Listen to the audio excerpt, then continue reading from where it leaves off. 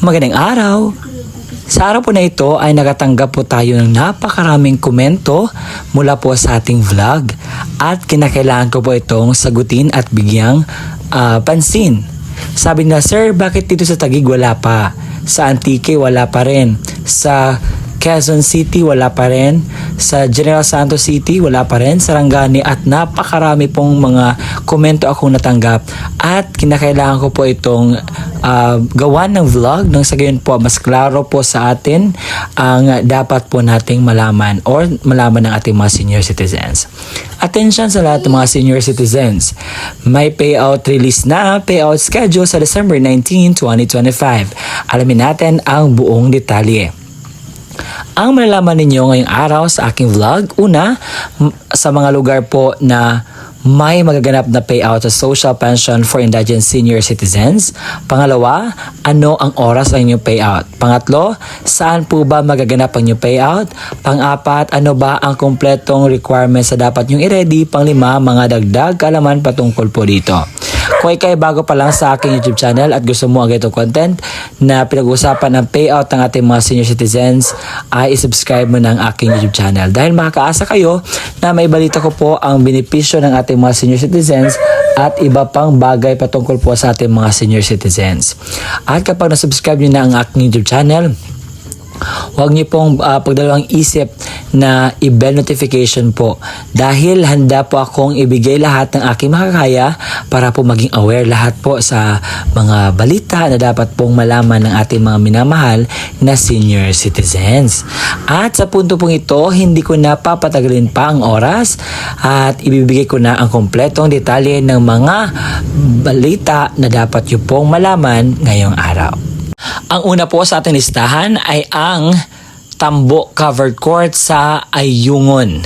Dahil mayroon po magaganap na payout sa December 19, 2025 sa alas 8 ng umaga hanggang alas 5 po ng hapon. Ito po ang mga barangay na magpe-payout. Barangay Carolan, Barangay Nabhang, Barangay Lamigan, Barangay Banban, Barangay Mabato, Barangay Tambo, Barangay Tibyawan at Barangay Amdos. Sa Pualas Local Social Pension, meron po magaganap na payout sa 3rd and 4th quarter sa December 19, 2025 sa inyo pong lugar. Sa Tipo Municipality, meron po magaganap na social pension payout. Sabi dito, ipinalam po sa lahat ng mga benepisyaryo na ang nakatakdang social pension payout ay naipagliban at ilipat po ito sa ika-19 ng Disyembre 2025. Ang paglipat ng schedule ay bunsod ng hindi pa kahandaan ng pondo mula sa Land Bank of the Philippines, dahilan upang hindi muna imaysagawa ang payout sa original na petsa. Humingi po kami ng pamanhin sa anumang abalang dulot nito at hinihiling po ang inyong pangunawa at pagkipagtulungan. Tinitiyak po namin na agad kayong maabisuhan sa inyo pong dapat na makuha. Sa MSWDO ng Taytay Rizal, meron po magaganap na payout sa December 19, 2025. Sa alas 8 ng umaga hanggang alas 12 ng tanghali ang Barangay Dolores. Sa launa ng hapon hanggang alas 4 ng hapon ang Barangay Muzon. Sa December 19 po sa Caloocan, meron po magaganap na payout sa December 19, 2025 sa mga barangay na ito. Sa alas 10 ng umaga hanggang alas 11 ng umaga ang Barangay 176-E mula letter A hanggang I na mga apelyido at sa Grema Covered Court. Sa alas 11 hanggang alas 12 na tanghali ang 176-E sa J hanggang Q na surnames sa Grema Covered Court. Sa alas 12 hanggang alauna ng hapon ang Barangay 176-E sa surnames nagsimula sa R hanggang Z sa Grema Covered Court pa rin, at sa alas 1 hanggang alas 12 ng hapon ang Barangay 176-C sa Grema Covered Court pa rin.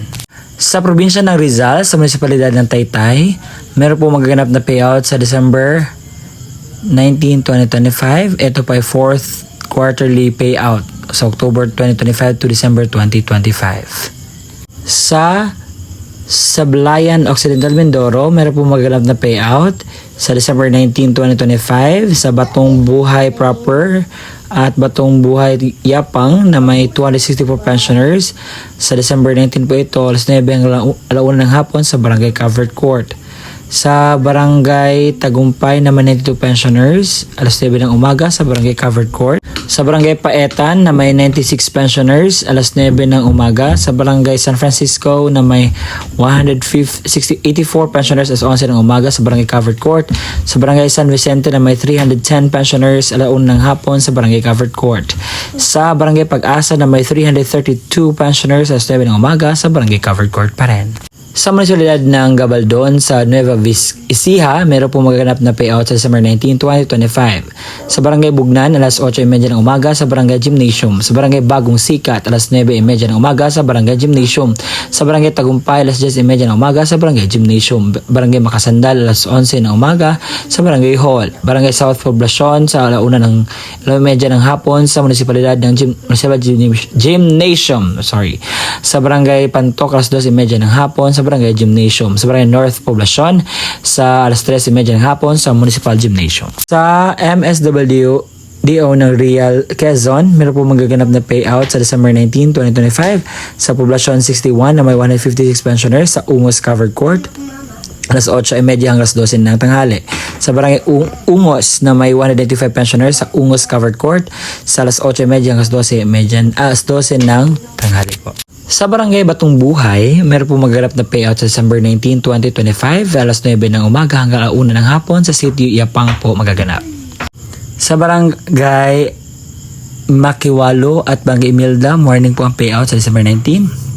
Sa afternoon naman ang Barangay Chitongko at sa Barangay Eco. Sa munisipalidad ng Babatngon, meron po magaganap na payout sa December 19, 2025 sa District 3 Gymnasium, Barangay District 3, Babatngon, Leyte. Sa Barangay Rizal 1, alas 9 ng umaga. Barangay San Ricardo, alas 9 ng umaga. Barangay Bakong, alas 9 ng umaga. Barangay Biasong, alas 9 ng umaga. Barangay District 1, alauna ng hapon. Barangay District 2, alauna ng hapon. Barangay District 3, alauna ng hapon. District 4, alauna ng hapon po. Sa Dapdap Covered Court ay meron po magaganap na payout sa alas 9 hanggang 12 ng tanghali sa Barangay Ibas na may 36 pensioners, Barangay Lalo na may 81 pensioners, sa morning po yan, alas 9 hanggang 12 tanghali. Sa Launa hanggang 4 ng hapon, ang Barangay Kamaysa na may 60 pensioners at Barangay Dapdap na may 79 pensioners. At yun po ang kumpletong balita na inyo pong napakinggan sa magaganap po na payout sa December 19, 2025 sa Social Pension for Indigent Senior Citizens. At sa mga nagsasabi po na hindi ito totoo, na sa inyo na po yun. Dahil po, binigay ko na po lahat para po sa inyo. At sa mga natatanong, sir, bakit wala po ang aming lugar dyan? Ang pwede niyo pong gagawin ay pumunta po kayo sa pinakamalapit na barangay sa inyo at tanungin po sa update sa inyong Social Pension for Indigent Senior Citizens. Nang sa yun po ay meron kayong idea kung ano ba ang ganap na ng inyo pong payout dyan. At sa punong ito, dahil kung wala pong requirements ay hindi po pwede. Kinakailangan po tayong mayroong requirements para i-comply natin at no requirements, no payout po kasi ang nangyayari. Kaya naman, ibibigay ko po sa inyo lahat ng inyong kinakailangan na requirements para po maging ready kayo sa pag-payout po. Gumawa ako ng maagang vlog dahil may nagsuggest po sa akin, sir, maaga kang mag-vlog dahil para makaready po kami, and I am taking it personally para po maitulong din ako sa inyo. Kung senior citizens or beneficiaryo ang kukuha na kanyang payout, isang malinaw na photocopy or Xerox ng senior citizens ID na mayroong 3 original na pirma or thumb mark katulad sa ID ng senior citizens.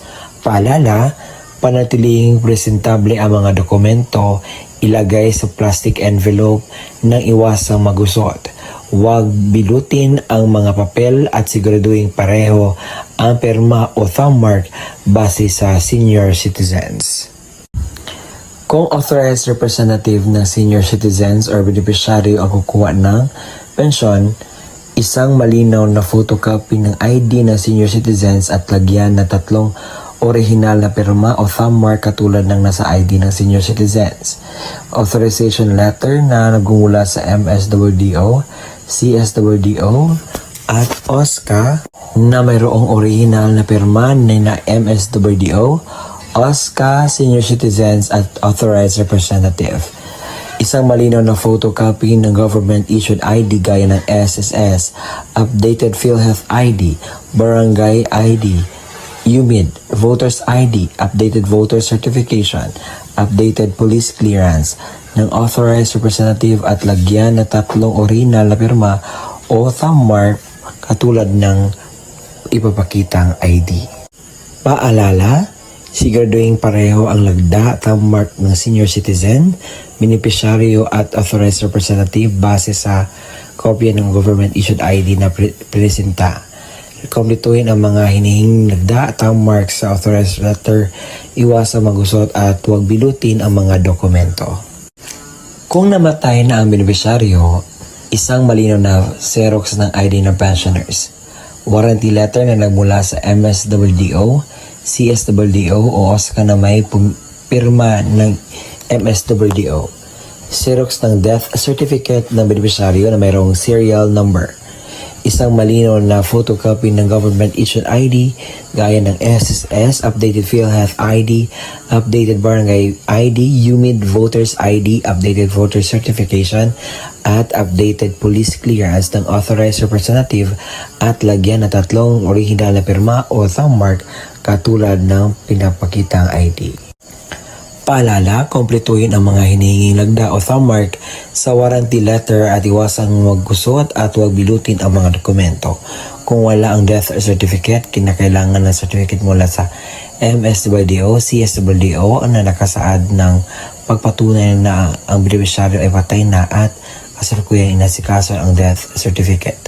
Huwag kalimutan magdala ng inyong ballpen na itim, payong at saka tubig. At kung meron na doon na po kayo sa payout, kinakailangan niyo pong gawin ito. Kinakailangan kumain muna kayo before pupunta sa payout. Magdala ng sariling ballpen, inumin at gamot kung kinakailangan. Baka pagdating po doon ay medyo mas ready tayo para maiwasan natin ang mga darating pang mga sakuna. At ang gagawin niyo po is magpila po, sumunod sa mga alituntunin ng payout. At yun po. At yun po ang kumpletong detalye na ating nalalaman ngayon. Maraming salamat po sa walang sawang pagsusuporta, panunood po sa ating mga ina-upload na vlogs. Umabot na po tayo sa 70,000 subscribers. Maraming salamat po and God bless us all. Gawin natin 100K. Kaya ba? Salamat!